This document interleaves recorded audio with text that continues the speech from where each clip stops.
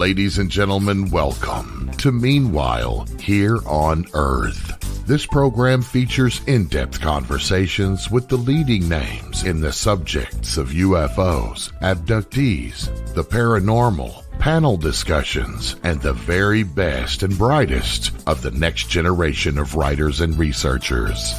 Meanwhile Here on Earth, the show breaking new ground in alternative talk with your intrepid host, veteran investigative writer and researcher, Peter Robbins. Here on Earth.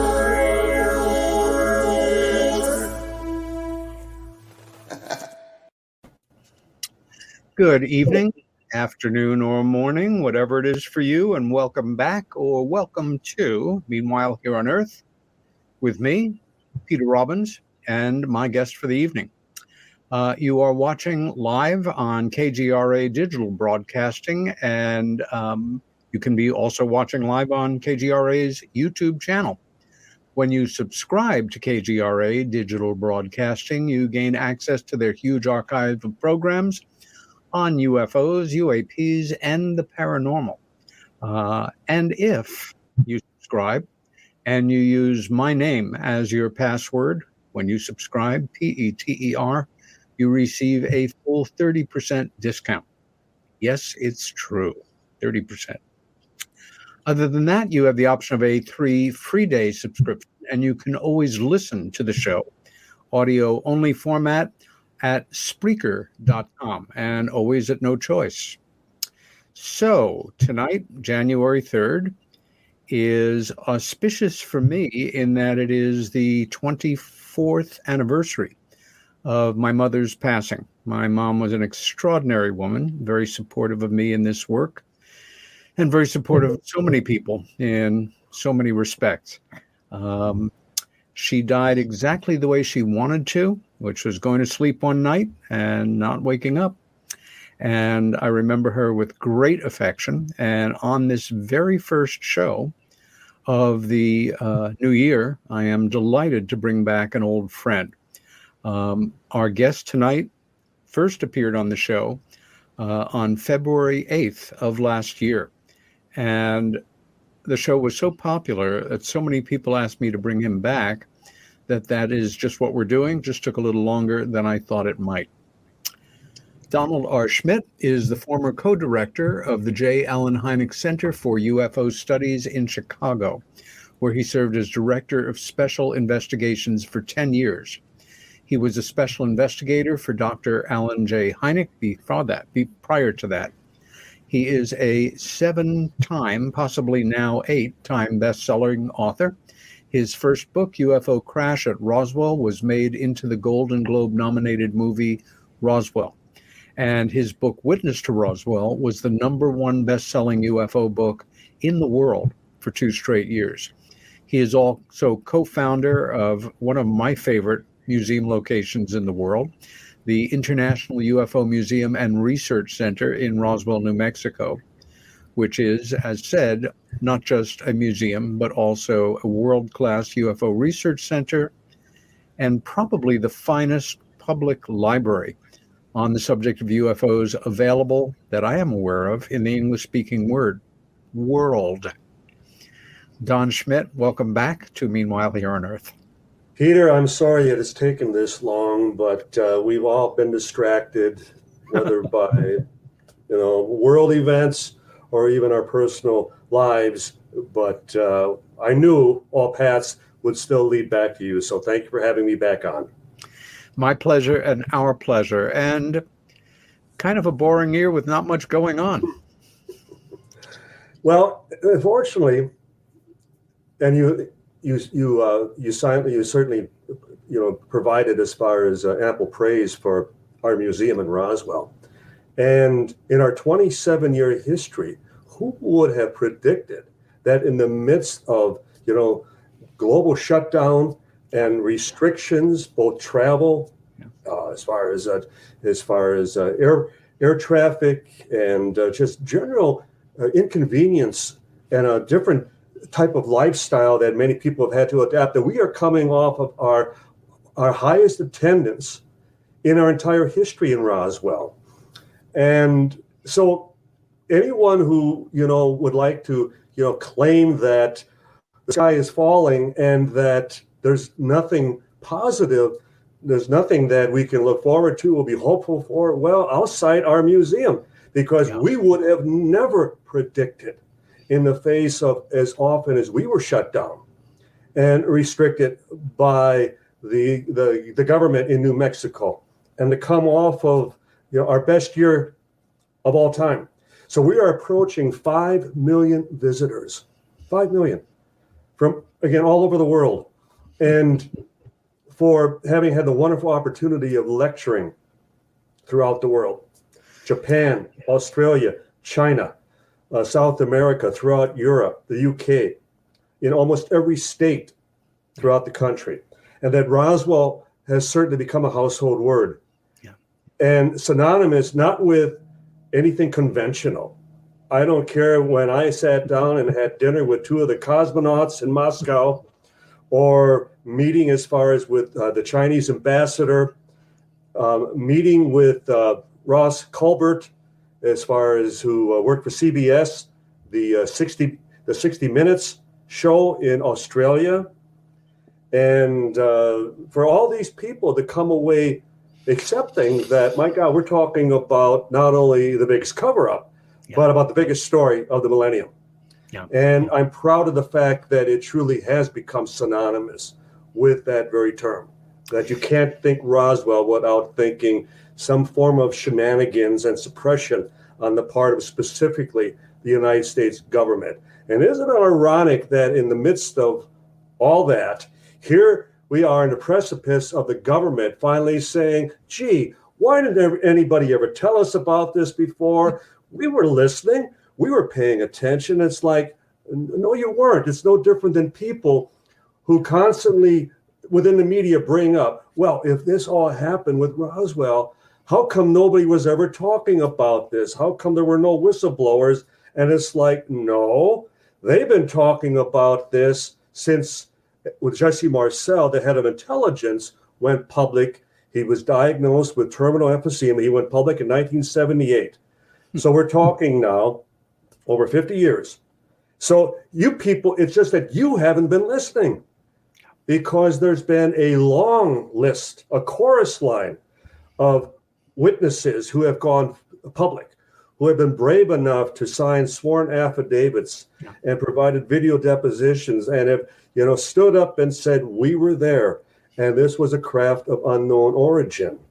So welcome to the party, a little late, but nonetheless, the party continues. We stand at such a remarkable moment in the history of the so-called modern age of UFOs, starting in 1947 officially. Right. And the great majority of it, up until a few short years ago, late 2017, was accompanied from the get-go by ridicule that was so vicious and so mean-spirited, and so condescending and dismissive that it attached itself with almost a deadly force to anybody in a profession that could be demeaned, whether it be in the sciences, in the world of actual history, in academia for sure, politics, that it could kill your career. And at the same time, as you note, we have still had people coming forward and putting their careers, and in some cases their livelihoods, on the line. Right. Everything began to change, of course, with the publication of a pair of articles in the December 2017 issue of the Sunday New York Times, by Ralph Blumenthal, our friend Leslie Kane, and Kathleen, I always forget her last name, the third Times reporter that was on that historic pair of stories. I was so deeply conditioned to feel that the ridicule would never fully detach, that unlike a lot of my colleagues, I just was waiting for the other shoe to fall and for things to go back to relative normal in the worst sense possible. It took me a full year to realize that things had actually changed and now have accelerated dramatically, as you know better than most people. And as you described, it was a career breaker for all these decades. Our late departed friend, Dr. John Mack, was a primary example. And unfortunately, with the good counsel of Attorney Danny Sheehan, that they prevailed. But we have seen, and we could cite many examples of highly trained, highly educated, whether it was pilots, both commercial and military, whether it were teachers, whether it were doctors, the idea that, and we've seen examples of police officers for doing nothing more than investigating a report and being driven off the police department, driven out of their community, breaking up family relationships, breaking up marriages, and the thought that who conditioned us? Well, the very people that are now saying, wait a minute, now we're going to finally fess up. We're going to finally, tell everyone the truth. And that's where I think as they dangle this carrot once again, we approach it very cautiously because we've been here before.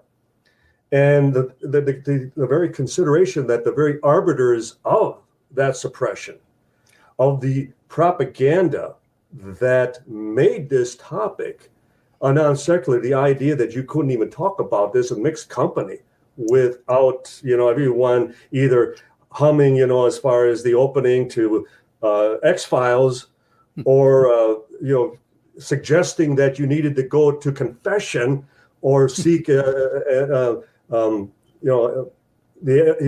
exorcist to expel all the demons that were in you. Yeah. And I hearken back to when we had met with, he was a roadie, as they would call them, with the Contact, the Element, back in the mid-50s. And it's one of the things that ufologists back then, the serious ones, such as Major Donald Keyhole, and certainly Dr. James McDonald, and even Dr. Heineke, as he was consultant with Project Blue Book at that time. And that you had this element within the UFO field, which took it almost to the total fringe, where they were claiming not only contact, but they were claiming meetings with Venusians, with Martians, with Saturnians, that they were going for rides in their spaceships, their flying saucers, that type of thing. And they would have these huge conventions, like Big Rock, for example, in California, and in New Jersey, New York, and that type of thing. And this roadie described to us that it was almost guaranteed that every time they had a convention someplace, that the Air Force, especially the Air Force brass, the officers, were there in mass. They were there in the front rows, just cheering and applauding them on to create this impression that they were speaking for the government. They were speaking for the military, that they were presenting the very true nature of the phenomenon, when the exact opposite was true. And so that was all part of this propaganda. That is, they provoked as well as supported the sublime, the fringe, the ridiculous. When the serious investigation was then caught up as far as with that same baby in the same bathwater, and here we are 60, 70 years later, and we're still kind of brushing it off. Oh, yeah. Now, I don't have to, deny the fact that much of it we have brought on to ourselves, because 10 of us get together and maybe we have 10 different opinions. But nonetheless, the phenomena has been very persistent. It's been very consistent after all this time. And as a result, it's just a matter of going where the evidence leads us. I mean, it's precisely how we approached the Roswell investigation. No preconceived impressions, theories, notions of what we wanted to find. Just let it take us for the ride, and we'll see what destination we finally arrive at. And I think here we are today, and everything is pointing to the fact that, gee, my God, maybe we have been right all this time.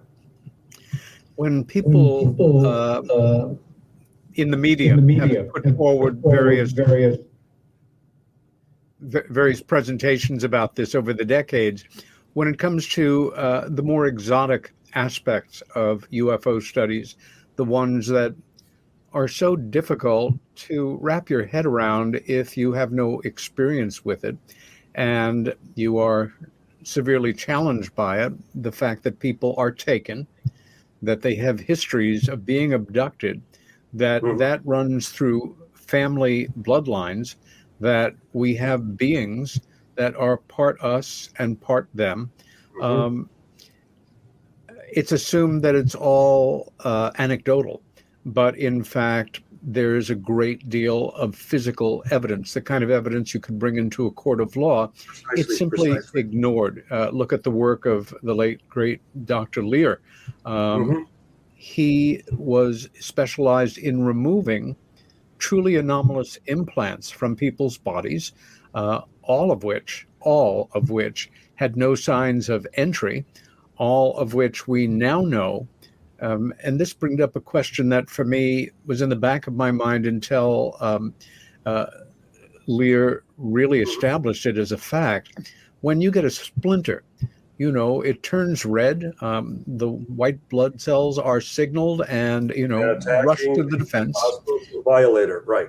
Yeah. How was it that the body didn't notice these things? Right. And what Lear established, I remember when he visited New York and spoke for the Intruders Foundation, and we spent an extraordinary evening together talking about this coating, this micron thin like a coating. Membrane, right. That was so tough that it couldn't be removed with a surgical scalpel, but had the exact same function as the carbon neutral coating on a stealth aircraft. It simply was not seen. The fact that we have trace cases going back really to the dawn of UFO studies of physiological changes to actual material, either on the experiencer abductee or in the backyard or what have you. And bringing up the John Mack before, somebody who meant a great deal to both of us personally as well as to the work. Anybody that would like to know more about this extraordinary man who was censured by Harvard, a Pulitzer Prize-winning psychiatrist and a great clinician, extremely decent human being, and again, the first person by the university censured since they had done so in the 60s to Timothy Leary, that he had to present for the appropriate board at Harvard with his attorney, Daniel Sheehan, evidence to support his allegations, and of course came through it with flying colors. Ralph Blumenthal, the extraordinarily laudatory journalist who for more than 50 years was with the New York Times, very objective journalist who was in every location imaginable at just the right moment. And I refer people back to the interview that we did here just 2 weeks ago on December 20th. Earlier last year,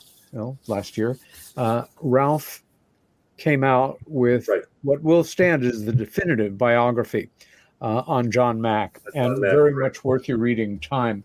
I guess what I wanted to go into here was one thread that we did not get to, among others, last February, had to do with a chain of evidence in terms of Roswell that when it broke, you could have knocked me over with a feather. It was one of the most exciting, absolute confirmations of the reality of Roswell as a truly anomalous crash that has happened, and one that had to do with an advance in technology that I wanted to bring to our viewers and listeners' attention, and at the same time have your commentary on. And it has to do with the original photographs of that General Ramey had ordered of poor Jesse Marcel, put in the most humiliating position of probably any human being in the history of this phenomena, which turned him into a deeply depressed person, leaning very heavily on alcohol. And thank goodness Stanton Friedman found him and got his extraordinary chronicle from him that at least was recorded and gave us a basis to get started on. And this has to do with the photographs taken by the news photographer, James Bond Johnson. Correct. A Who we name, introduced as well, yeah. the first two syllables of which cause debunkers to laugh because they think it's funny that he has the same name as Ian Fleming's great fictional spy.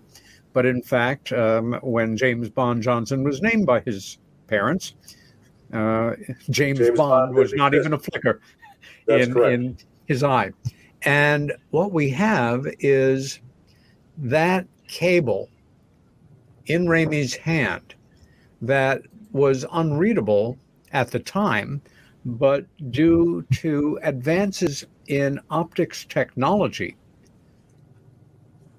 became more readable and then readable. And for me, seeing this material was absolutely shocking in the best, most exciting sense of the word. This should have been on the front page of every newspaper in the world and the lead story on every television news station around the world when the story broke. Of course, it was ignored, but this is one you can't get away from. And I just find it, well, this is the true paradigm shifter that did not shift the paradigm. Your thoughts on this and how you followed this story as well, because you have such a unique view on Roswell. You are about as well informed on this particular case as any human being who has ever lived, certainly in the civilian section. Thank you. When Kevin Rando and I first learned that the original James Bond Johnson, and it's debatable whether he took those very pictures, because we know that there was a public information officer at Fort Worth. Now, let's just digress for a moment, just setting this up real quick. Yeah. You have Major Marcel, who has been dispatched with a counterintelligence officer, Captain Sheridan Cabot, to follow the rancher, ranch foreman W.W. Brazel, back to the crash site to make an assessment, determine what is going on.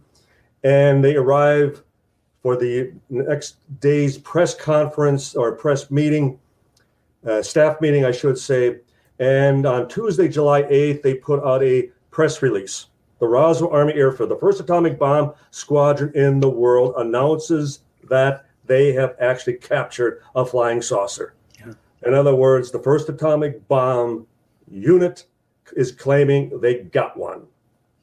Now, this is after there's been a flurry of UFO, not even called UFO at that time, flying disc, flying saucer. The very term flying saucer was coined by a reporter by the name of Bill Bichette at the Oregonian newspaper after the June 24th Kenneth Arnold. He was a search rescue pilot who had that sighting of those 9 crescent-shaped objects, and he described them like saucers skipping across the water as they maneuvered as far as in the distance. So hence the term flying saucer.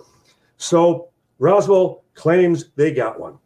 And General Ramey, who is Colonel William Blanchard, the base commander at Roswell's boss, says, well, we're going to have a press conference. We're going to be transparent. We're going to show the press. We're going to show the public exactly what was recovered at Roswell. And this was without any permission or clearance from the Pentagon, which I love. Well, and so they would claim, but we can document and we know for a fact that Washington, D.C., the Pentagon already had wreckage in hand a day and a half before, late Sunday evening, July 6th. So that's a given. Point being that Ramey, Blanchard's boss, who has been going back and forth overseeing the situation at Roswell, instead of having the press conference with all participants right in Roswell, he calls for it at his office, his private office at Fort Worth, Carswell Army Airfield, shifting all attention away from Roswell. Colonel Blanchard announces he's going on leave. W.W. Brazel, the ranch foreman, he's been abducted by the military and he will be held for the next 5 days. And Major Marcel, the only one mentioned in the press release, he's ordered by Ramey to report to him at Fort Worth for the setup, for to become the patsy. Yeah. Now, James Bond Johnson would have told you that as much as there was a room full of reporters out in the hallway, he was the only one allowed in Ramey's office. And Ramey's chief of staff, Colonel Thomas DuBose, who we interviewed on numerous occasions before he died, he signed a sworn affidavit where he stated that the balloon explanation was a hoax, that they switched the balloon for the actual material. Yeah. And that was from a brigadier general, one-star general, admitting that they were the ones who swapped the material. So Johnson is then allowed to come into the room, and he takes pictures as Ramey directs him. What's funny is Ramey, you can see, was set up rather quickly, because as an officer, you're sitting in your office. First thing you do is you take off your tie, you take off your cap. Well, he's wearing both. And in the photographs, if you were to look closely, Peter, you see that there's a very jagged tear in his thumbnail, suggesting that he did something rather quickly. And it's been suggested that it was in opening up those packages and ripping up the foil, grabbing as far as the stapled foil to the wooden sticks, the kite, that he tore his nail. So in other words, he doesn't even have a chance to even trim or clean that up, that type of thing. Marcel still has dust on his shoes from being out in the desert the day before when they were gathering up this material. The material, again, that was not presented to the press.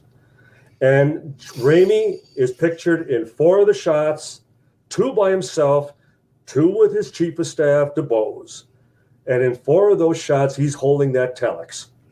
And the curious thing is that in one of them, it's the textual size that is facing the camera.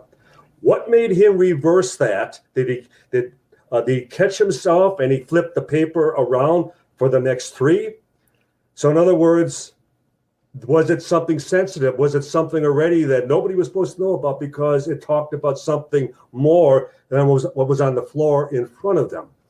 So in 1990, when we determined that the negative still existed at the Bettman Archives down in Texas, and we were able to acquire copies and scans of the original negatives. And at the time, we had Dr. Richard Haynes attempt to do some computer enhancement. He was a consultant with NASA working at Jet Propulsion Laboratory in Pasadena at that time. Yeah. And we were so confident that it was a press release on the weather balloon. That's all it was. And when he was able to come up with only one, as far as variation on the word balloon, we were convinced it was just a press release about the weather balloon explanation. Well, with the advent as far as of the software and computer, as far as computer analysis and Photoshop, and the ability to actually enhance this image, the words on this telex, the likes of Dr. David Rudiak and Dr. Donald Burleson, for example, were able to determine up to 75% of the telex. And one of the most crucial lines, which I still subscribe to, is the victims of the wreck you forwarded to blank blank at Fort Worth, Texas. And you see right there on the screen, the victims of the wreck. Well, first of all, weather balloons of any sort don't have pilots. They don't have victims. And the fact that the word disc mentioned in 2 sentences in the telex is in quotes, suggesting it's qualified. That, you know, are they suggesting that this wasn't a disc, that it wasn't disc shaped? So that's one consideration. But the point being, there is no suggestion that this was a balloon crash, a balloon recovery. It clearly is talking about victims and a wreck. And a disc and two separate locations, which we also have confirmed throughout the course of our investigation. Now, whenever there is a speedy attempt, and I talk where Dr. Rudiak, for example, spent the better part of 10 years working on his evaluation, his analysis. And then so often these documentary shows, they will hire a cryptologist, someone, a linguist, somebody who, actually makes a living at, deciphering, reading old documents, that type of thing. And one of the mistakes they make is they have a preconceived position of what the document says. And one of the problems that we have always run into, and I'll get to the quick comparison in a second, was that for every time we have enhanced the lettering, you also enhance the noise. And that's the problem. The very grain of the paper, the pixels within the photographs. Mm. And if you're familiar or you recall when the History Channel had contracted Studio Macbeth in New York, Ray Downing, and I've had wonderful discussions with Ray about this very topic because they ran into the exact same problem in attempting to create a 3D image of the figure on the shroud. That every time they enhanced the image, they enhanced the noise. In that case, it was the weave of the fabric. So they created a program. They created software that would be able to distinguish between the two and slowly, layer after layer, shave the noise away until the only thing left was the figure. Mm. Well, that's precisely what we have been encouraging regarding the Ramey memo. We need to use that type of software. It hasn't been done heretofore. And the other thing, Peter, quickly, is that we need AI, artificial intelligence, to make such a determination. No more personal interpretation, no more human nature as to what I think I see, as opposed to something, in this case, artificial, totally objective, and we would accept that final evaluation. One of the things that you and your longtime co-author, and you've had several, of course, Kevin Randall, but Tom Carey, in the series of remarkable books that you guys have done year after year, two that had a tremendous impact on me, and God knows many other people around the world, were Witness to Roswell and Children of Roswell. In Witness to Roswell, you two returned month after month, year after year to Roswell. You established yourselves not just as credible researchers, investigators, writers, worthy of respect, but as individuals of character who cared about the people that you were trying to reach out to. I think, and it's human nature, and I get it, and I understand it, and I feel for it. Behind most skeptics, even the most virulent ones, lies a fear that this could all be true. And if it is true, then everything I thought I knew is now open to question. And if it's true, then we are not only not the biggest flea on the back of the great cosmic dog, we are not the most evolved life form. And that gets to the human ego big time. Yes. One of the things I'd like to establish before talking a bit first about the adult, and in the cases of when you finally got to most of these people, very senior witnesses, is that, again, I think human nature is driven to try to find motives beyond simply trying to go on record with the most impacting thing that ever happened to you in your life.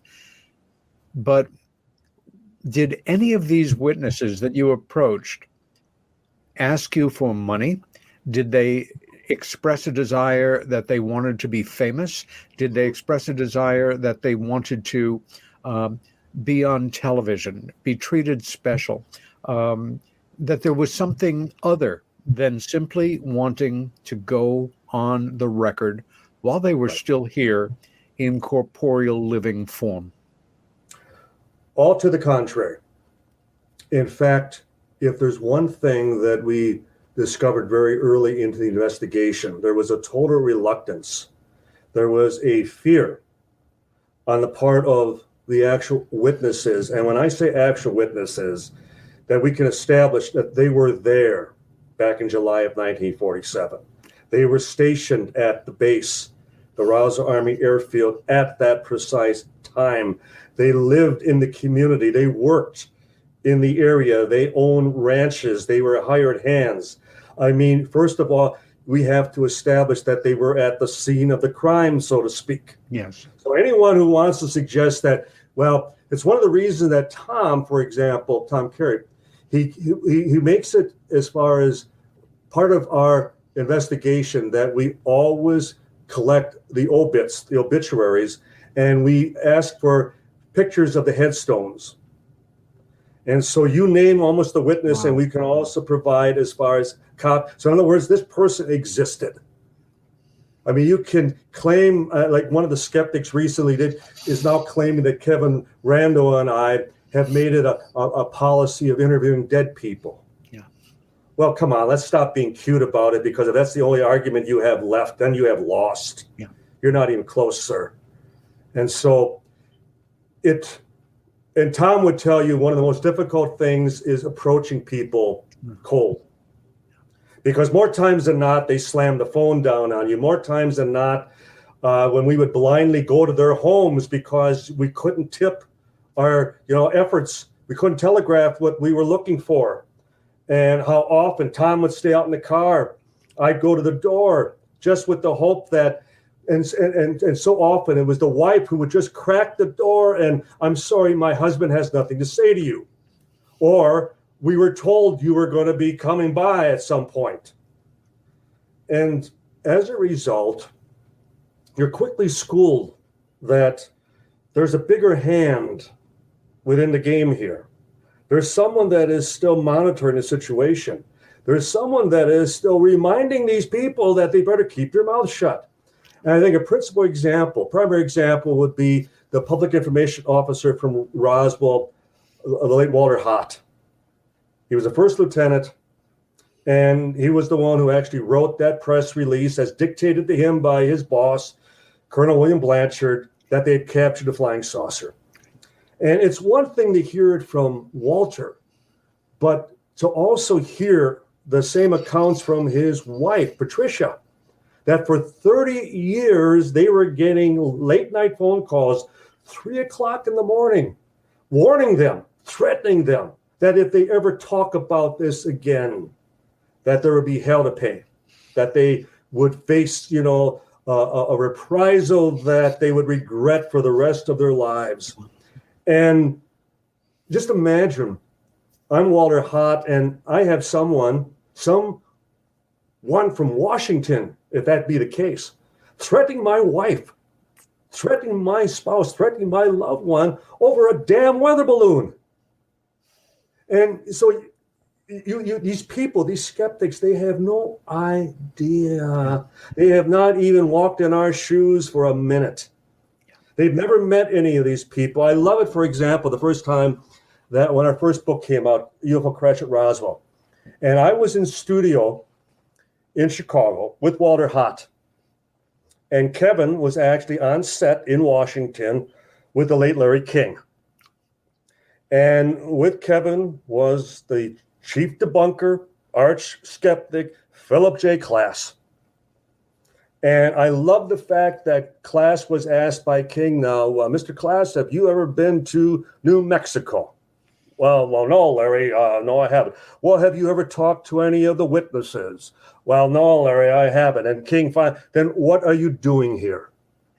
How do you consider yourself an authority on anything when you haven't at least been to the battlefield? Beyond insulting.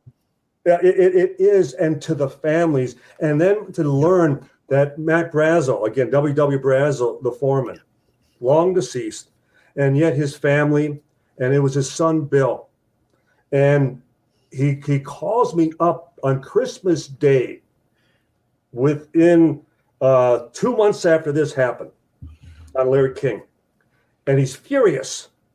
He wanted to know who this guy Class was. Oh boy. Who had called them on Christmas Eve in the midst God. of a whole family get together, and Class is yelling at him, "You're a GD liar, and you know you're a liar. Your dad was a liar, and your whole family are." It's like, holy shit. Again, you people are winning the war. You can't even win a battle legitimately without accusing star witnesses who, as you mentioned earlier, Peter, could testify in any court of law. Yeah.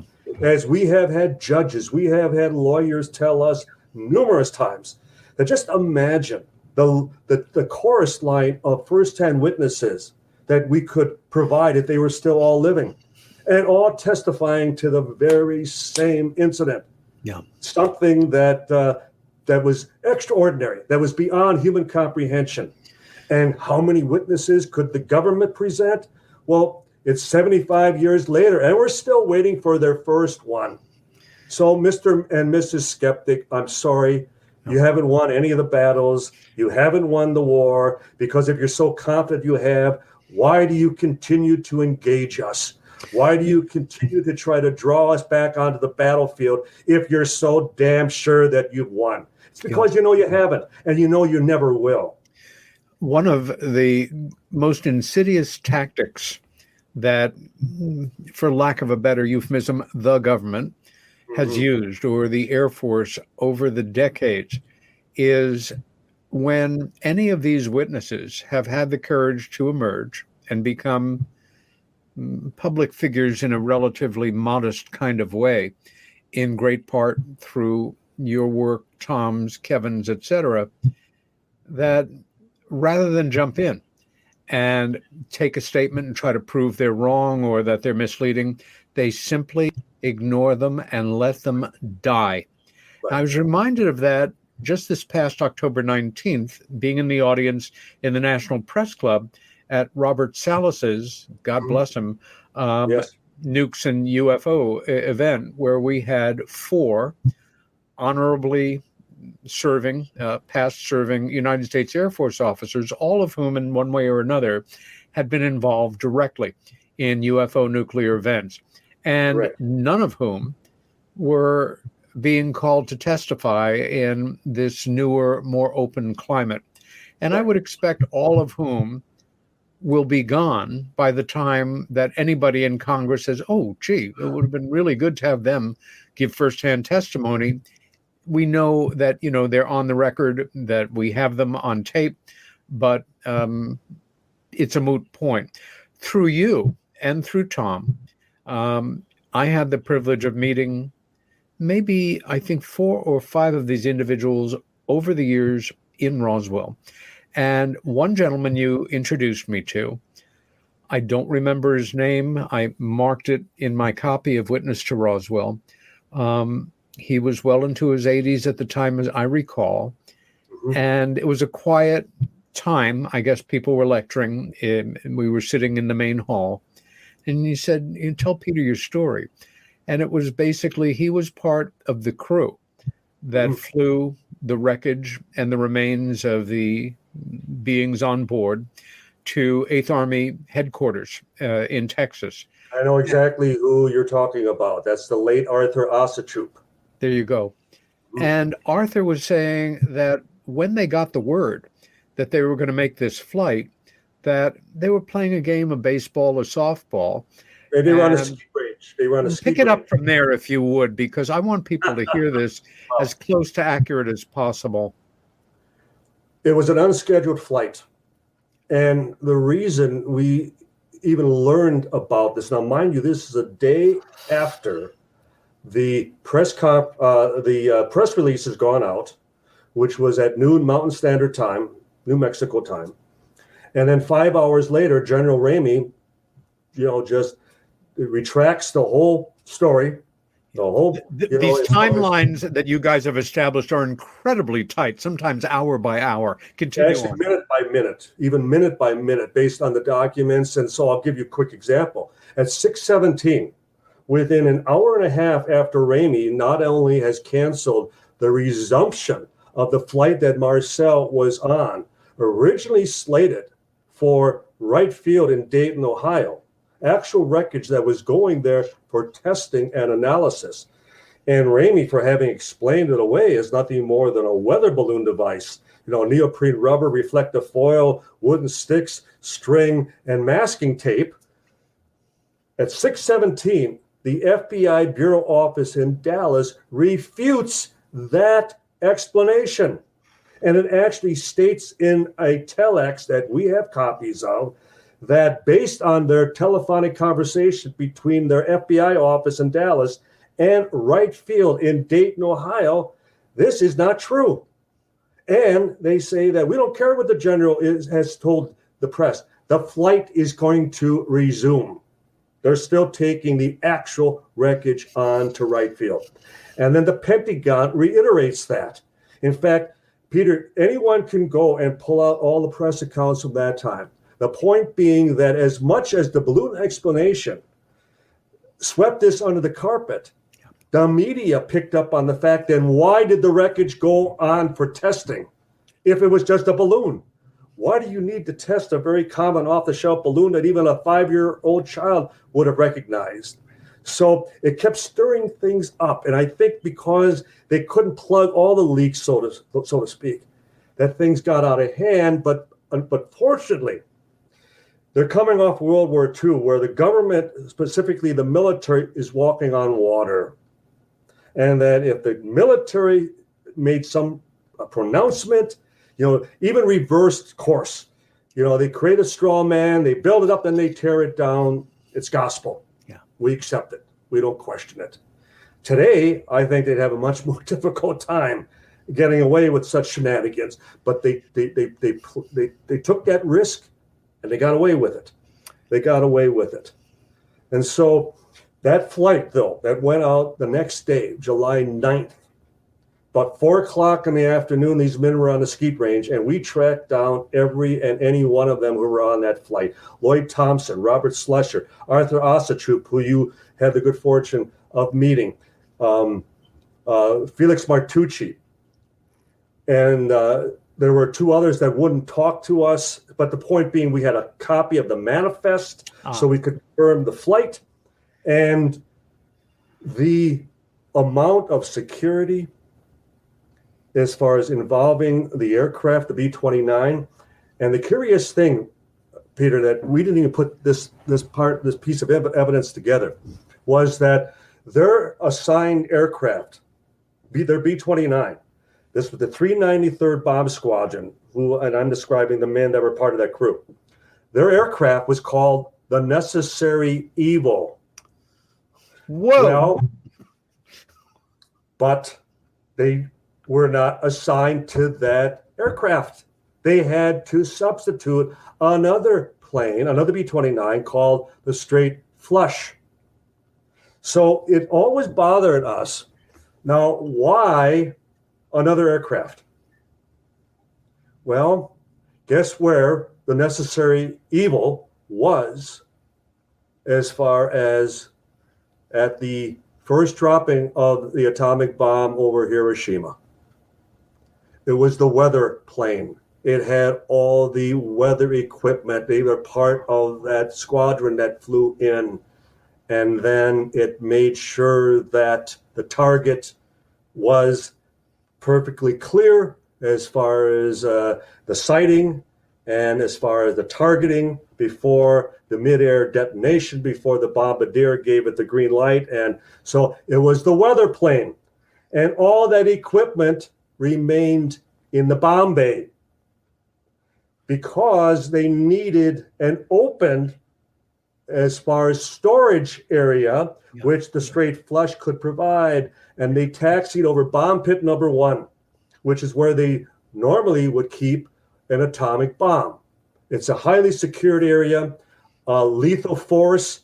The signs are posted, are authorized anyone crossing within 200 feet of the area.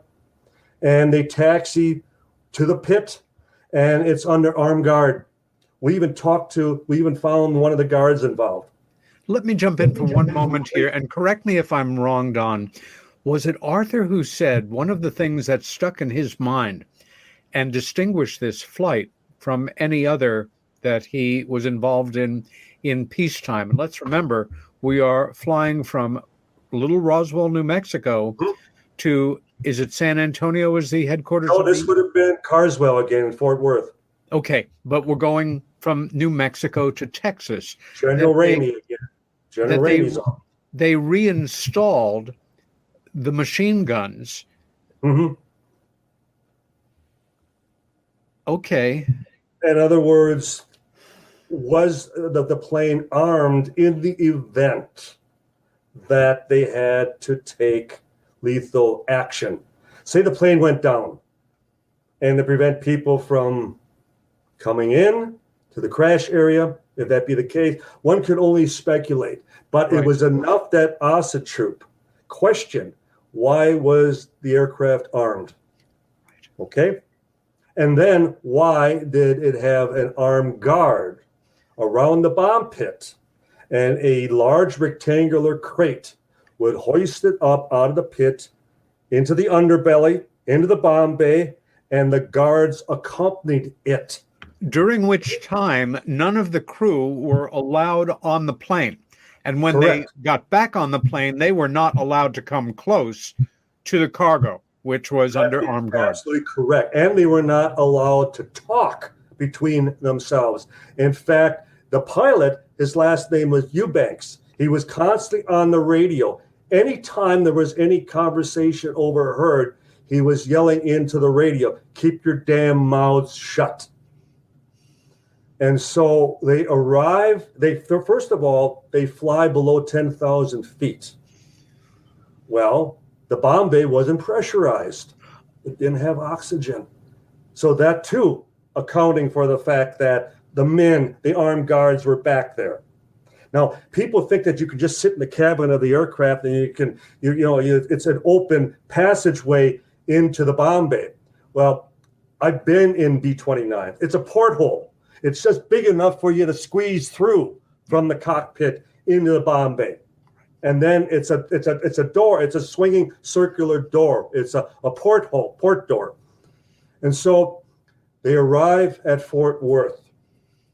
And the bombardier, he was First Lieutenant Felix Martucci. He recognizes with a contingency of officers on the tarmac waiting for the plane. He recognizes a mortician that he had gone to school with years before. And he deboards the plane. He was the only one that managed to get off the plane. And he chatted with his old friend very briefly before he was, shooed away and told to get back on the aircraft. And when he got back on the plane, he and the others all testified to the fact that the only thing that Martucci said was, "Boys, we just made history." Right. And once again, Eubanks, the pilot, shut the hell up.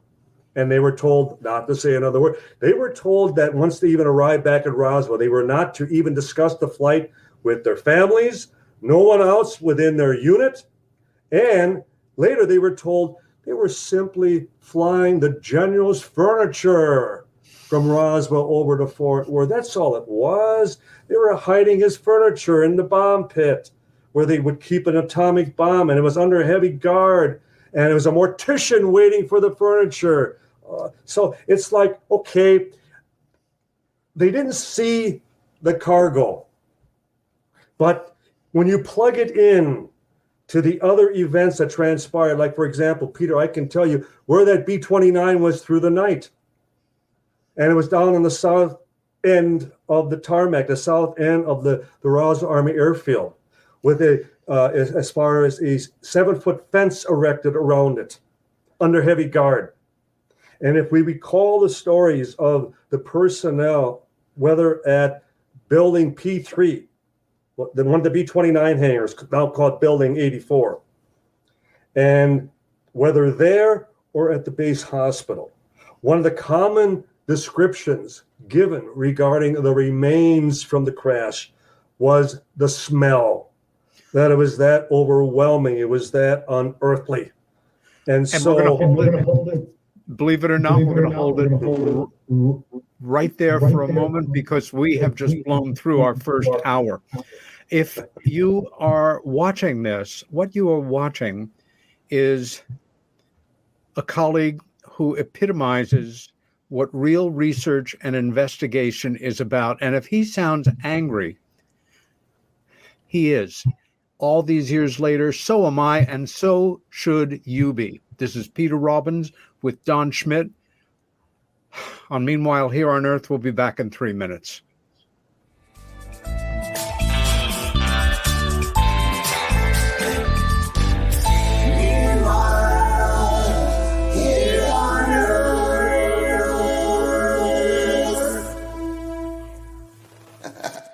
Hey members, the new KGRA-DB app is now available on iOS and Android devices. Gain on-demand access to any KGRA-DB programming. Download any show directly to your mobile device to listen or watch on the go. Go to the App Store and search KGRA-DB.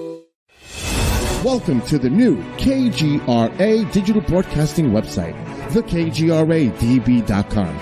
Here you'll find great new content, including the KGRA Classics, great shows from our archives. You'll be able to see the show times and information so you can see what show is currently on air. The on-air live button, so just go to this section and you'll be able to hear the show live with exceptional sound quality. We also have the Vault section. Make sure to subscribe to get access to great content and special features. We have the make content for our latest news and events, so make sure to sign up and you can be part of our forum. So make sure to check out the new KGRA digital broadcasting website, thekgradb.com. We look forward to seeing you there, and we hope that you enjoy the new website.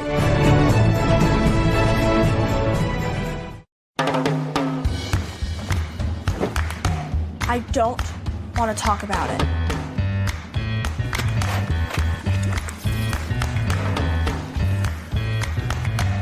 I don't want to talk about it.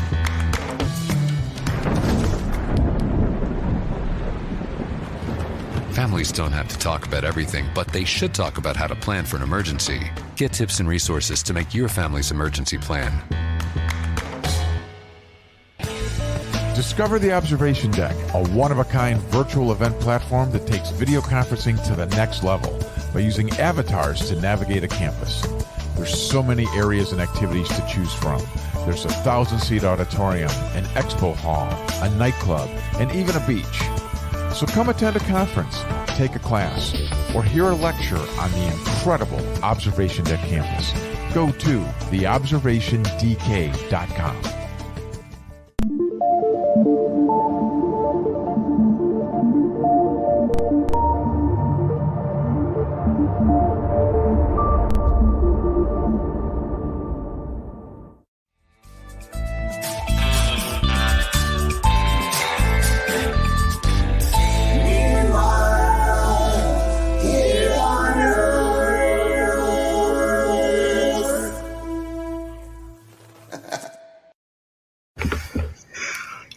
Good evening, afternoon, or morning again, depending on when you're watching. Peter Robbins here with my guest, my first guest of the new year, Donald R. Schmitt, and we are going to pick up where we left off. But first, I'd like to say this is where it all begins. And for those of us that have been in the work long enough, who have experienced decades of frustration in trying to do the work that we do, Don really epitomizes for me investigation and research as it should be conducted. This has all changed in kind of the era of the internet, where not that it's second-rate research and investigation, but more and more people are less and less involved hands-on or on the ground or in archives or meeting with the people involved, and the process that goes into sometimes getting to meet with these people is, well, you're hearing the example of it right here. But remember that our whole origin of our national security state and our world of national security state does not begin with the cover-up of our nuclear secrets. If you think of the national security state as an oyster, that piece of sand that gets in, that starts to irritate the oyster, that it calcifies around, that becomes the pearl, that secret is what happened here in Roswell in the summer of 1947. This is where it all starts. Our mania, our obsession with keeping secrets. And there are now so many tens of millions of secrets. There's no way to declassify them. There are so few people that are certified, so to say, at that level of the game to do so. I'd like to just jump right back in here with this particular flight, Don, and just pick up where we left off, either with Arthur's account or the account of another one of the men that you guys interviewed who was also involved in that same flight. Well, I had mentioned also Lloyd Thompson, who I believe was the navigator. I may be incorrect about that, but the manner in which we even tracked him down was through the late Leonard Stringfield, dear departed friend who, spent the better part of his latter life in collecting these accounts. Crash retrievals was Len's specialty, and a greater guy never existed in the world of UFO studies. Wonderful gentleman, and for all the times that we went down to his home in Cincinnati, and he didn't like to fly, so as a result, we always went to him. But he kept telling us about Tim, and he was surprised that we were able to surmise by the men who were on that crew. And when we finally approached him and said, well, we know who Tim is, and he had allowed me to speak with Tim a number of times. His account is in one of his status reports that he religiously put out, at least recounting all these stories that he was accumulating. And well beyond just Roswell. I mean, just dozens and dozens of other supposed crash retrieval cases, even in other countries from around the world. And when we realized and determined that it was Lloyd Thompson, and then we were able to speak to him on our own. And there was another gentleman by the name of Thaddeus D. Love. Just imagine, how difficult should it be to find a Thaddeus D. Love? Well, one of so many of our precious witnesses who had passed away, had passed on before we located them. But we went, this was in El Paso, Texas, in a suburb in El Paso. And I happened to be with two of the very daughters of the late Sheriff George Wilcox of Roswell. And they both were teaching in the El Paso school, the public school system at that time. And who should be working in the office at the very school but the widow, Mrs. Thaddeus D. Love. And she brought this up one day. And she wasn't aware that these two ladies were directly connected through their grandfather, who happened to be the sheriff at Roswell. So in a civilian capacity, as far as with the sheriff, well, in her case, it's her late husband, who was part of the 393rd Bomb Squadron back at Roswell in 1947. And she admitted that her husband told her all about this and that he was convinced that they had transported a number of the bodies from the actual crash. Well, I obviously have to talk to her. I have to meet with her. I have to, because it provides us with stepping stones, pieces of the puzzle. It provides us with leverage with other spouses other widows and other widowers, that type of thing. If we can get one to talk, then without reprisal, then it's ammunition in hoping that the next one may open up and confide. And we drove to the residence unannounced. The ladies waited in the car. I went to the front door, and she barely would open the door. I could hear her. I could see her. She could see me. She knew who I was the moment I mentioned my name. I was told you might be stopping by, and I asked if it was anybody she worked with, and she went no, suggesting that it was someone else.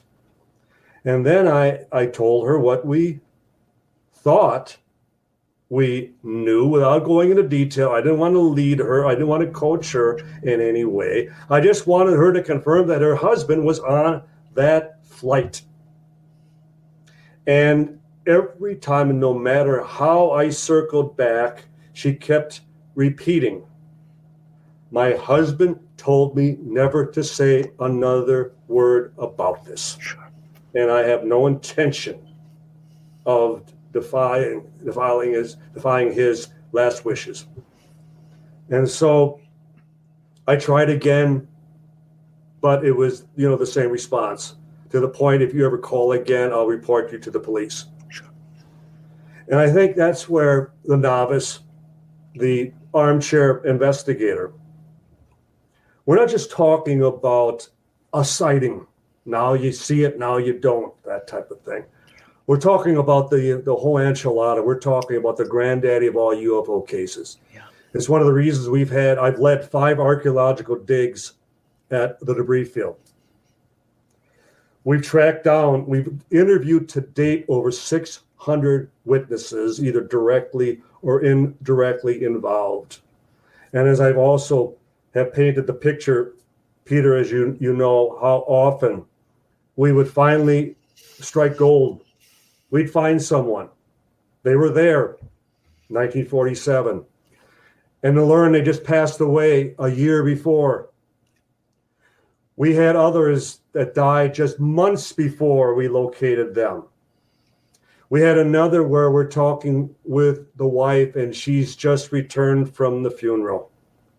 So the utter frustration, and that you kick yourself. It's like, if we would have made a little more effort, if we would have pushed a little harder, it may have been in time. I don't know anybody else that goes through that level of, you're damned if you do, damned if you don't. In other words, you know you're going to get the door slammed in your face. You know you're going to get the phone slammed down in your ear. Half the time they're going to tell you, don't ever call here again. They're going to threaten you as far as with being a harassing phone call, that type of thing. But you have to. I'm going to jump in here for one moment because for me, in the investigation, I spent more time with than any other than the Brooklyn Bridge UFO abduction case that Bud Hopkins so extraordinarily lays out in the book Witnessed, was Rendlesham.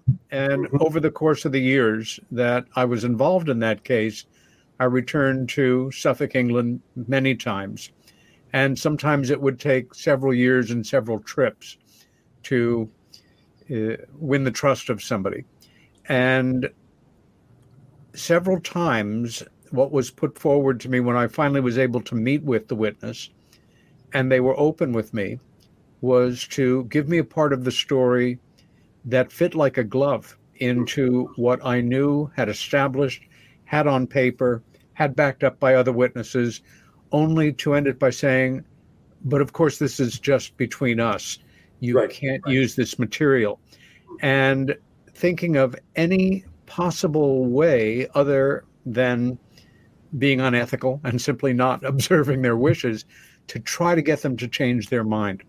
And at certain points realizing I wasn't going to be able to do it. And it's infuriating. It's very frustrating. And at the same time, you're only as good as a reflection of your character, so to say, and you've simply got to move on. You know it. It stays in the memory bank. It, if anything, inspires you to go on, because now you want to get something to take the place of that, if that's at all possible. Absolutely. The fact that you guys just kept doing it, though, and that you've been able to produce as much literature on it as you have, and give those people who ultimately did want to go on the record before they died. You can't go on the record after. And some people would argue that point, but in pragmatic terms, to take advantage of that window and know that their account was going to be treated with respect. Arthur, as I recall, he was certainly in his 80s at the time, and it was his son who had learned about this drove him all the way from Florida, right? That he was retired in Florida. He lived with his grown son, and it was, Dad, do you want to go to this thing and be a part of it, or just observe it and return to this place that, was such a part of your life? And he said, yes. Yes. Sitting with this guy, for me, my dad lived through a lot of American history, and in some ways he reminded me of him. But it was such a point of pride, and that because of you, I had the honor of him relating to me one-to-one what he had told you, what was in the book, what I had already read. It was a very special afternoon for me. At a certain point in moving forward, you and Tom, for whatever reasons, you decided that there was a whole nother step to take here, and that not that you were done looking for these witnesses and trying to get their accounts, but in 1947, that summer, there were a lot of young people whose parents were directly or indirectly involved. Young people who might have been 10, 12, 14 years old at the time, and who were now, authentic senior citizens, and who had heard things, who had seen things, who had been warned of things.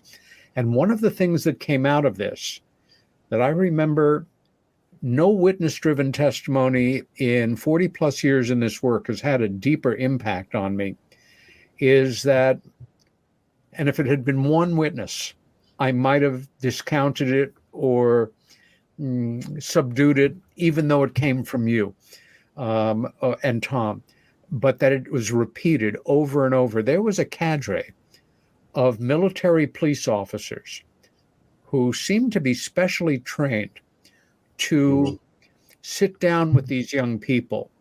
And my best impression was that part of the reason they were told, obviously they had the temperament, they were under very strict orders, obviously, but they were tall, imposing guys. Yes. And what they told these young people after interviewing the parents was terrifying. Terrifying, and that these young people lived with, and finally in their 70s or older came forward with. Can you fill in the specifics of what I'm alluding to here?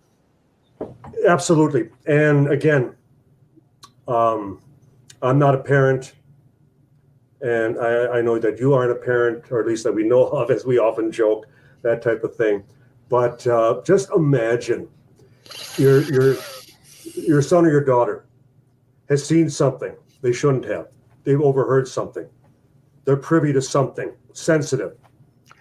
And believe me, again, a weather balloon is not sensitive. I'm sorry. You're not going to ever convince me in the course of human history that a weather balloon, the material, not a particular as far as a project or some form of usage. No, I'm talking about the materials, because the one thing that they were keen on, the one thing that they were absolute about, was getting their hands on every piece of this wreckage, no matter who was in possession of it.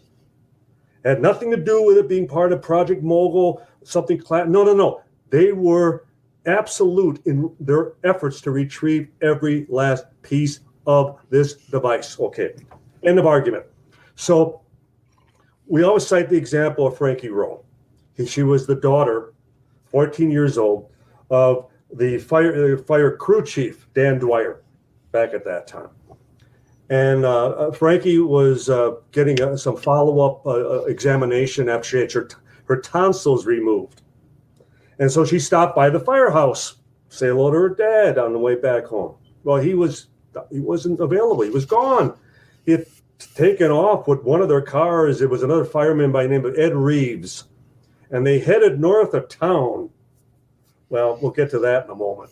But in walks a state police officer from up in Lincoln County, the central part, the high desert of New Mexico, which just happens to be where the very ranch that W.W. Brazel supervises, where the debris field is located.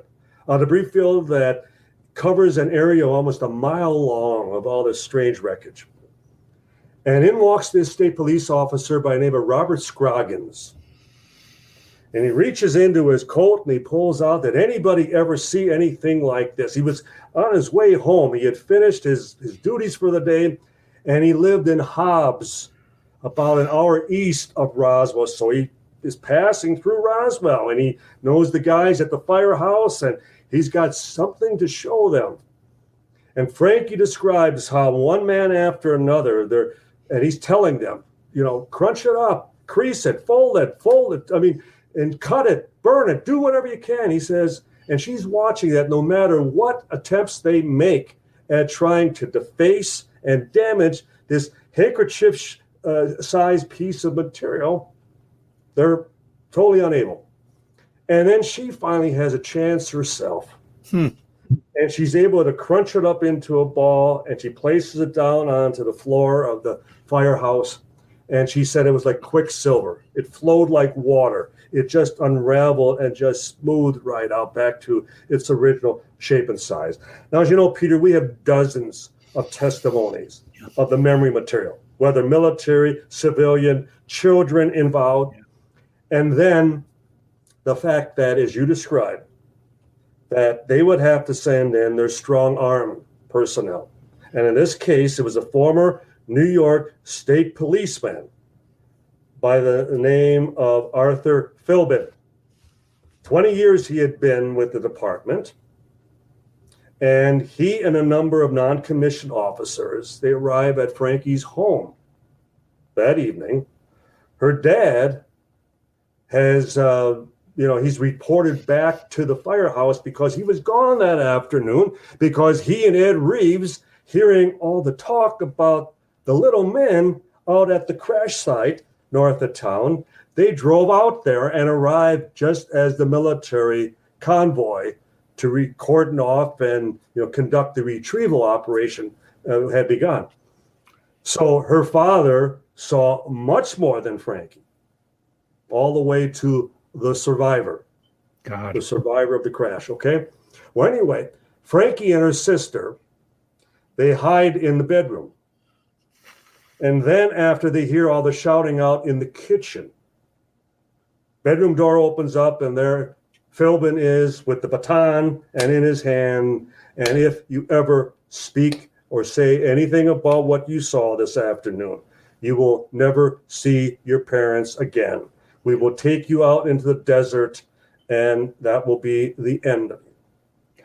Her parents were told, we will kill your children if you ever talk about this. So Frankie lived in fear until around 1990 when we were introduced to her.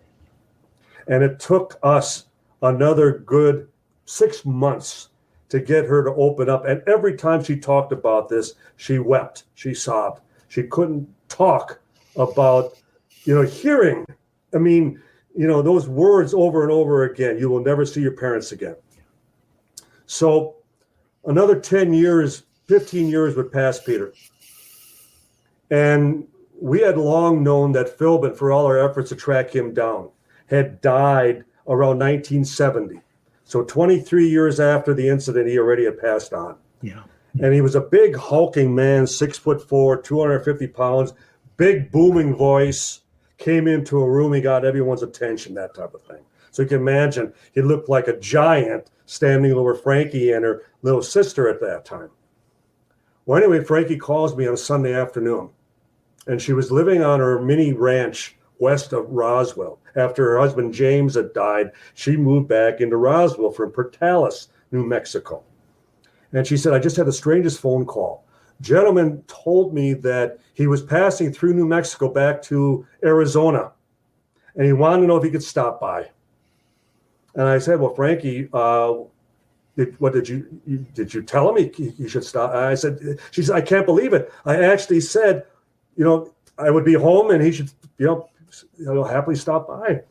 And I said, well, you could leave, just not be there when he gets there. You could call the police and just have them stand by, or just hope for the best and just approach very cautiously. So just call me. I want to hear the moment after things get back to normal. And she calls me later, and she said that the gentleman arrived. He came to the front door.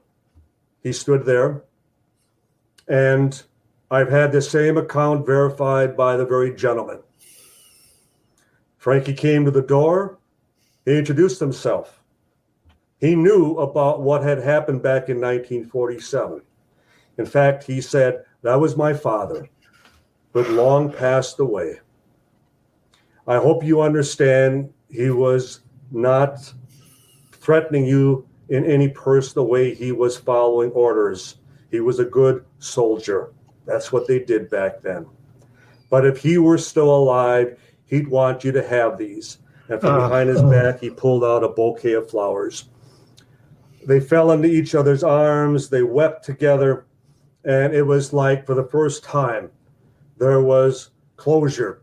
There was a peace that came over the situation between the military and all the civilians who had been involved, who were threatened, that the very relationship that they shared prior to the incident, the wonderful rapport that the townspeople had with the base personnel was all destroyed because of what had happened north of Roswell at that time. But here it came back together. And talk about just a total relief for Frankie, and that from then on, it was though now my life's mission is to freely talk, because I now have the very man who had threatened me, his blessing, that, and more convinced than ever that it did happen. Now, I'm going to jump in here for a moment to say that any of you listening who are thinking, well, maybe not, this is, a little over dramatic. Maybe she was spinning this for Don. Maybe. I met her. Mm-hmm. She told me the same story. And again, she was on a dais with several other people. I remember thinking she was especially beautiful and must have been a knockout when she was younger. She was. She was not having a good time, but you could see, as well as you can in the human experience, that this was an individual simply relating a life experience that really happened. And for those of you who understandably don't put anecdotal evidence of abductees, experiencers, the kind of witnesses we're talking about here, in the same category as you might as a former Air Force officer talking about a nuclear incident. Stop it. They are just as credible. Mm-hmm. And I don't know how to make the point strongly enough that, yes, if 10 people see a car crash and they're interviewed by the police, shock, distraction, emotional input, impressions, they all have slightly differing accounts.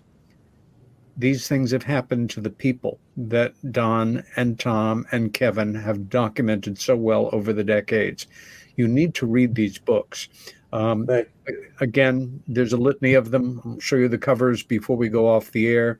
But Witness to Roswell, Children of Roswell, are two of the most important UFO books ever published. And you now have a new book out, which I'm looking forward to reading. It is essentially stories that have come to you in all the years that you've been working that you're sharing, as accounts from your point of view.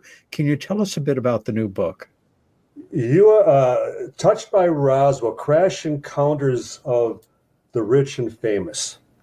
And it's more than just even stories which we've heard or historic backgrounds of people who we have determined are in some way connected to Roswell.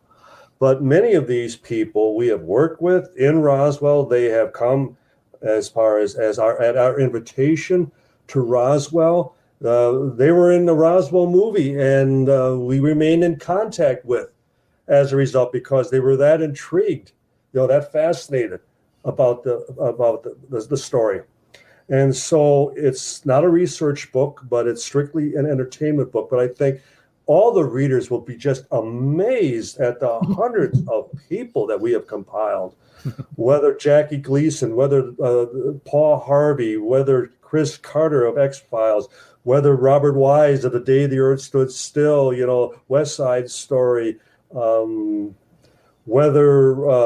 the late Senator Mike Gravel, whether Congressman Merrill Cook, William Shatner, John Delancey, Shirley MacLaine, Gordon McCrae, and you assisted us with that as far as with his widow Sheila, and Roy Thinnis from The Invaders, and Gary Lockwood from 2001: A Space Odyssey, and John Denver.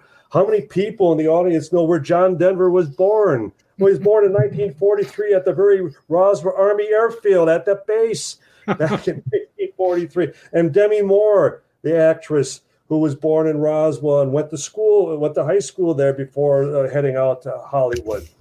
And how often these people, the stories like Ozzy Osbourne, when we filmed with him in Roswell, and when we gave him a tour of the museum, and when it leaked out that he was there, and before we knew it, the entire museum was surrounded by fans. And I am talking about a horde of people, literally 1,000 people surrounding the museum.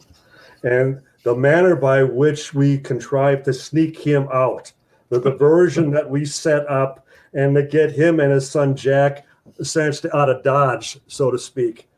And Jack, his son Jack, when they were filming that TV series, and That's right. we had they were driving in their motorhome from Albuquerque down to Roswell, and they had me on camera at the museum in Roswell. And it's the first I'm talking with Jack about their pending arrival in town. And I'm speaking over the phone, and there's, a camera in the vehicle and camera on myself. And in the background, I hear do-do-do-do-do-do.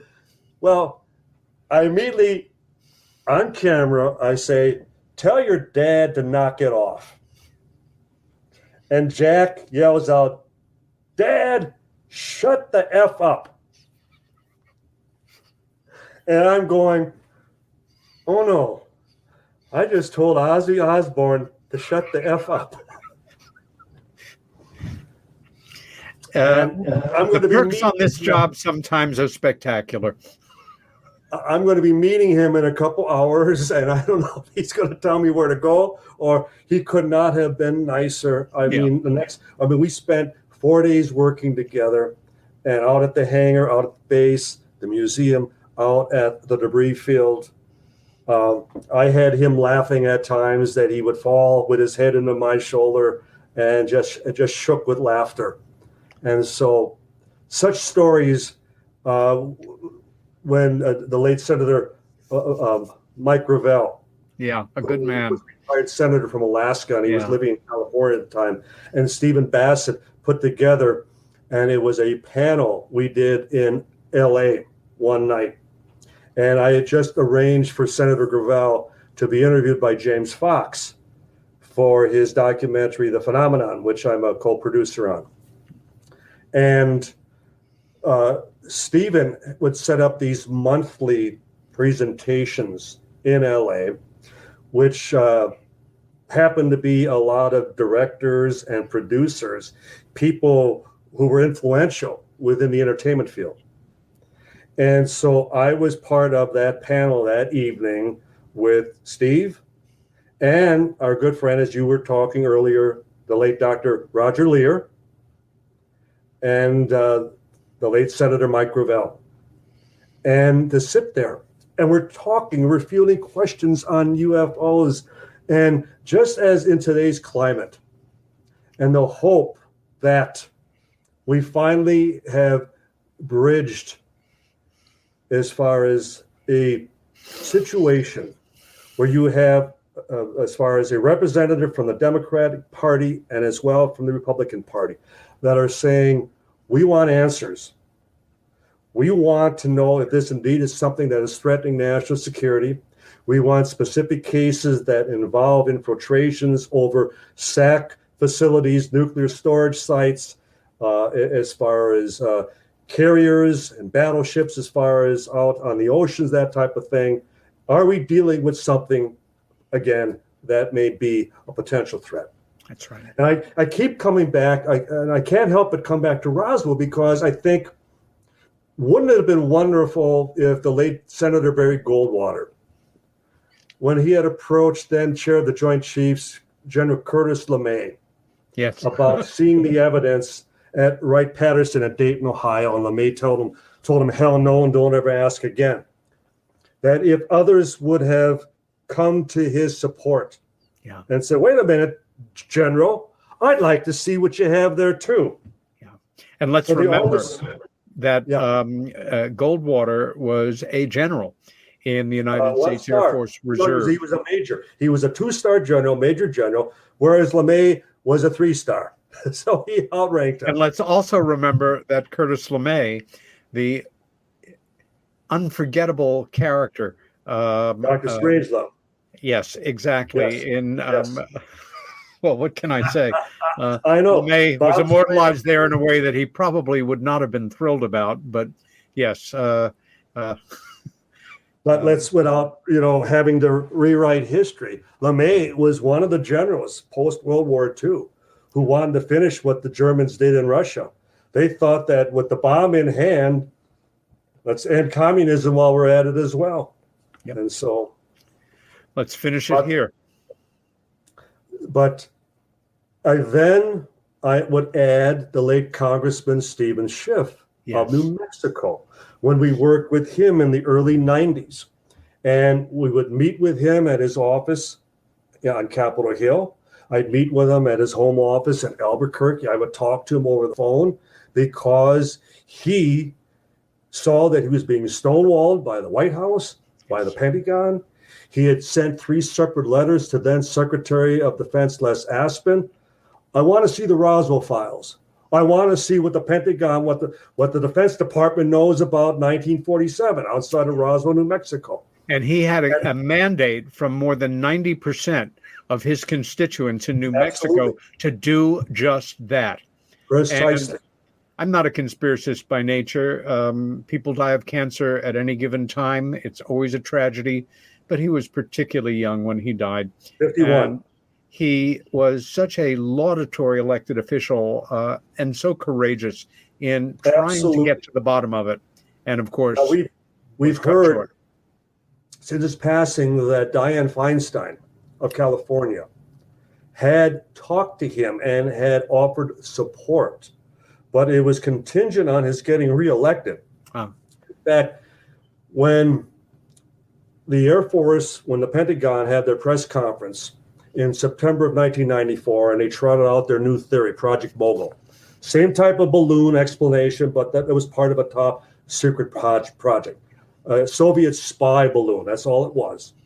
Same off-the-shelf material, and the idea that the very people in charge of the atomic bomb wouldn't have recognized foil, wood, string, tape, and rubber. I'm sorry.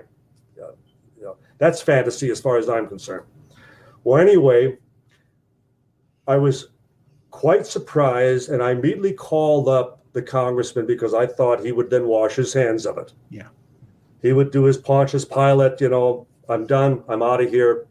The Air Force had the final, say. They won the day. And the way when he came to the phone and he said to me, Don, they're a bunch of goddamn liars. And I wanted to quote him. That's exactly how he put it. Don, they're a bunch of goddamn liars. And then he said, I need to get reelected, and then we're going to hit them twice as hard. Wow. Well, he got reelected. And within 6 months, the cancer developed behind his ear, and then it circled around his throat. It was just a wicked form of skin cancer. And he spent the last half year working out of his home in Albuquerque. He was hardly able to even cast a deciding vote on the floor of Congress thereafter.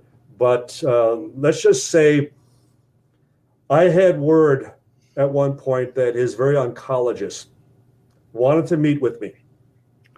I had received a word directly from the hospital. He wanted to share with me what the congressman had told him just before he died. And then when I would arrive in Albuquerque some months later and immediately contact him, hoping to set up this meeting. Sure. It took me the better part of the afternoon to finally reach someone who would even come to the phone and talk to me. And a nurse finally said, the doctor so-and-so has nothing more to say to you, and you should never call and ask for him again.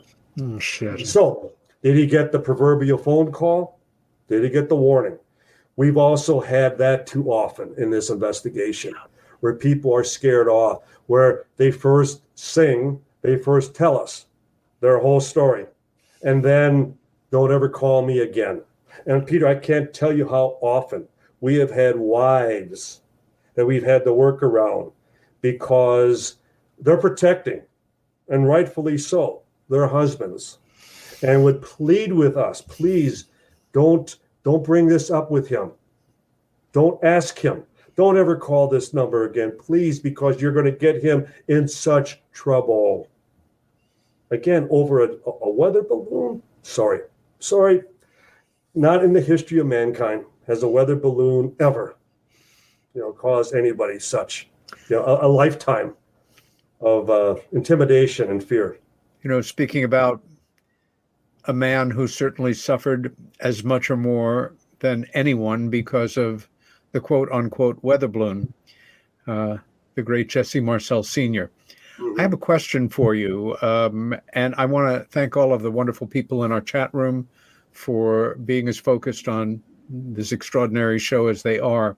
This comes from a friend of mine, and the question is, relative to Brazel's box with material he brought to Wilcox, and that's the sheriff, of course. Then Marcel arrives. The question is, does Marcel bring that box back to the RAAF and to Blanchard, or with Marcel and Cabot straight to the debris field? Wonderful question. This person obviously has done their homework. Bruce Pearson. Yes, he has. Quite simply, it was a case of where W.W. Brazel, Matt Brazel, brought in two separate wooden boxes. Oh, for gosh sakes. Wreckage. And the one, when Marcel received the phone call, and he took the phone call from the PX, he was having a sandwich at the time. And he gets the phone call from Sheriff George Wilcox about this rancher who has a debris field of all of this bizarre, strange material. It's got to be a military device. It's got to be something you guys should be very interested in. And Marcel, well, I'll be right there. And the base at that time was a good 15 minutes away. And so by the time he arrives, examines what is there, and he retrieves that one box, returns it back to the base.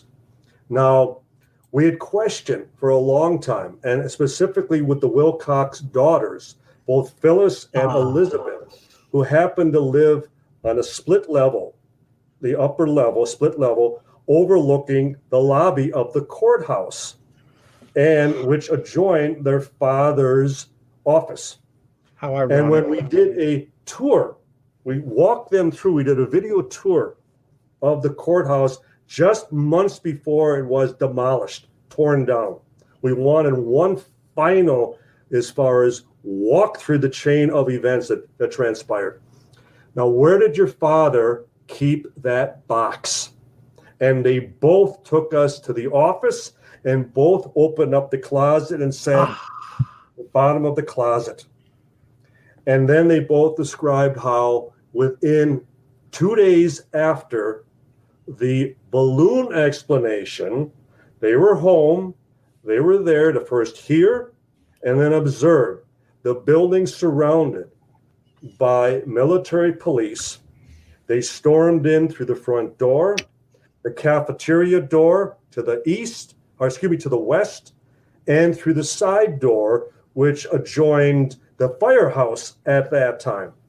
And they watched how they physically accosted their father with his arm twisted up behind his back and his face pushed up against the wall, demanding to know where the rest of the stuff was, the rest of the wreckage. And he quickly, released it to their custody. And they weren't through with him, because he would be ordered to come back out to the base on another occasion. And his wife, Inez, described to their granddaughter, Barbara Duggar, who she lived with in the last few years of her life, that when your grandfather, George, returned back from the base, he was all disheveled. His tie was twisted sideways, and he looked like he was once again roughed up. Yeah. Now, I'm sorry. Law enforcement has total law enforcement authority, including the military. If they wanted to go on to the base and arrest, if they had due cause to arrest the base commander, I don't care if he had 4 stars, they could take him into custody. Well, and martial law is the only exception. Well, we know martial law wasn't declared. It would have, provided in the media with ample opportunity to determine, well, this is much bigger than a weather balloon with martial law established. But the point being that they violated due process with the sheriff, his deputies, the firemen involved. They abducted Mac Brazel for 5 days. I mean, just imagine the rancher being is denied food and water and kept up all hours of the night and asked the same questions over and over again. And when he started talking to his family about the indignity, and they didn't know what he was talking about, and then they finally described, he described how they did a full body cavity search on him. Oh my God. Do any of you skeptics want to suggest they were searching for a piece of weather balloon? I'm sorry. You haven't, again, talked to these people. And the one element, the one common, denominator through all this, was the fact that these people worshiped the military prior to this.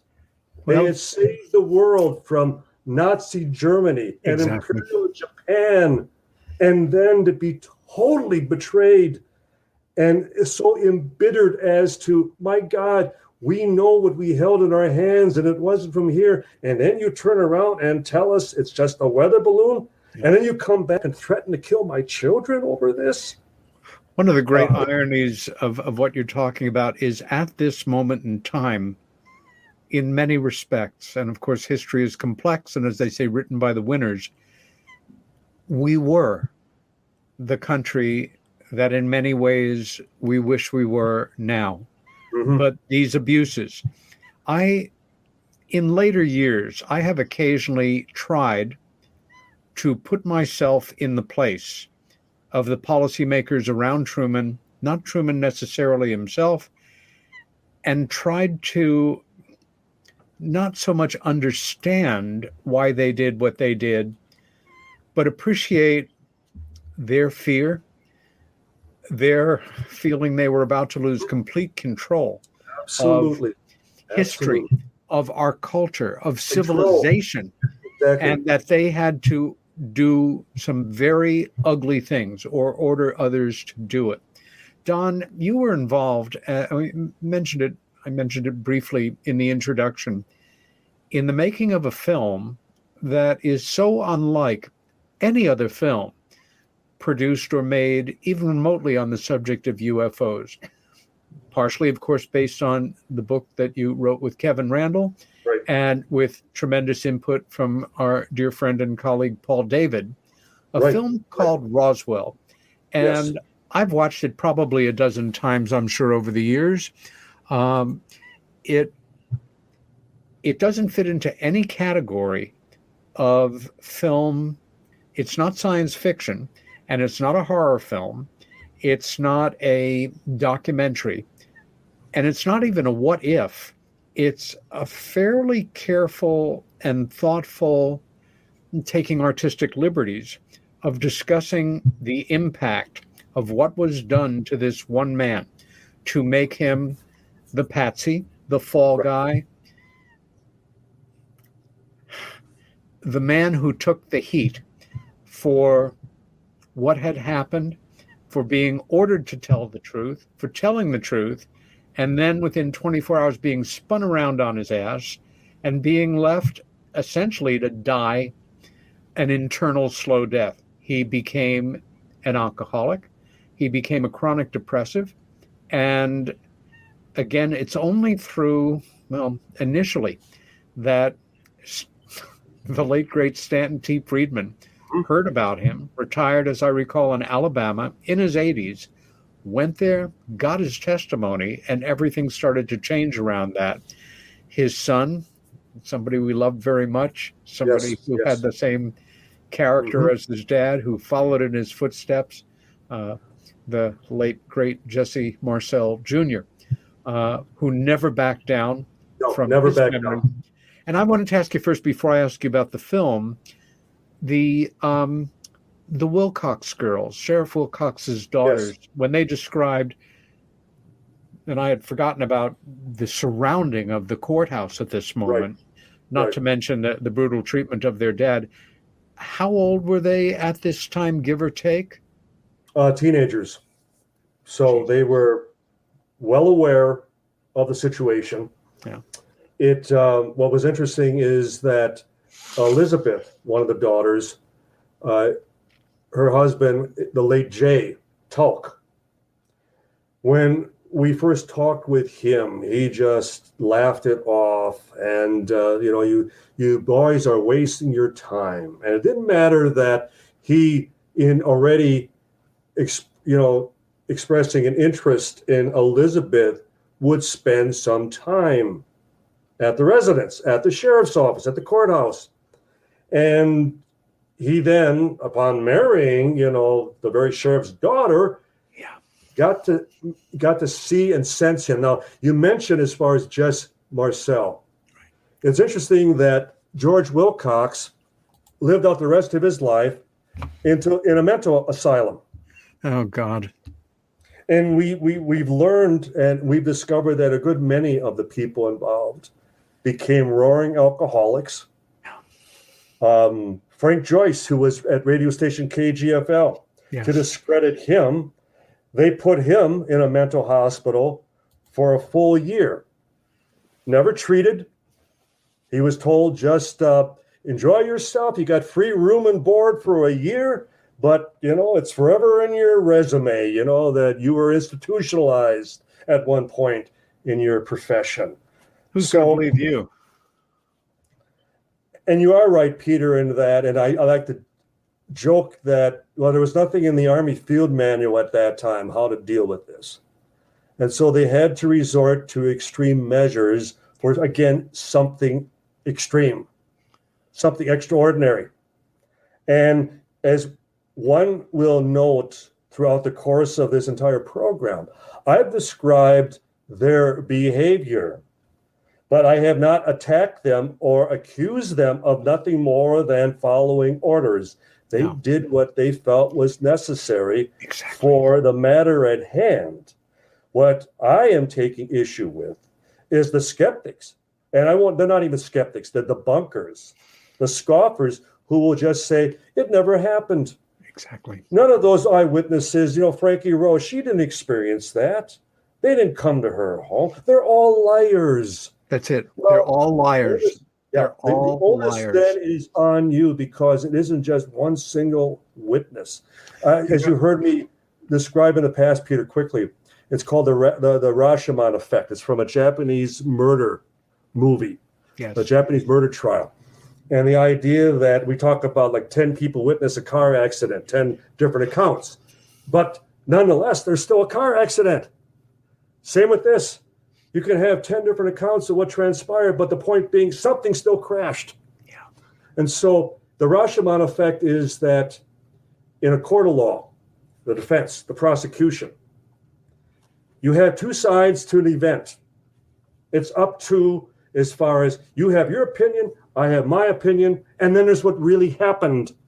So who is performing due diligence? Who is doing all they can to determine what happened? It certainly is not the skeptics. They will tell you what happened. They will tell you what you should believe. End of their story. Because again, they don't need to go to New Mexico. They don't need to talk to a single witness. And let's make a distinction here. We should all be skeptics. We have to be, especially people like you and I. As I was starting out. And I have certainly, at those moments where, the X-Files poster says it all, I want to believe, and you forget the rigors. There's a distinction between skeptics and debunkers. Debunkers have the arrogance to know that we're wrong. For me, the mantra is it can't be, because I can't accept it as possible. Therefore, it isn't. Therefore, it's something else. Therefore, my job is to pat you on the head and give you a incredibly insulting pseudo-scientific explanation, and we'll go on from there, because it couldn't happen. Because if it happened, then I'm lost. I'm lost. Lost. And the big difference, as I have so often stated, that if I'm wrong, if you and I are both wrong, Peter, about this phenomenon, about this subject, it changes nothing. Yeah. We were wrong. We've been chasing ghosts all these years and came up empty-handed. The difference being that if the debunkers are wrong, it changes everything. Yeah. And that they cannot afford to stand idly by and allow to happen. So who has the most at stake? They do, not us. In our limited time left on, I'm just going to quickly show the folks covers of the books that you have co-authored with Kevin Randall and the great Tom Carey, and encourage them to read these books. They should be in your library if you're serious about the subject. I can't recommend them highly enough.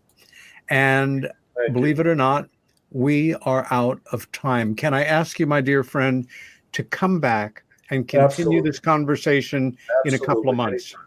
And quickly, Witness to Roswell is going to be re-released for the 75th anniversary as an anniversary edition. New chapters, new witnesses. So we're still on the trail. Visit Don's website at roswellinvestigator.com. This is Meanwhile Here on Earth with Peter Robbins. My special guest tonight, first guest of the new year, has been Donald J. Schmitt, a dear friend and somebody I admire more than I can say in this work. Next week's guest will be Mark Hartzman, who has written books about ghosts, Mars, Oliver Cromwell's embalmed head, weird things on eBay, sideshow performers, unorthodox messages from God, and more. He is now working on a book about the UFO phenomena. If you've enjoyed this show, please tell your friends. Stay well, stand up for what you believe in, and be kind to each other. See you next week.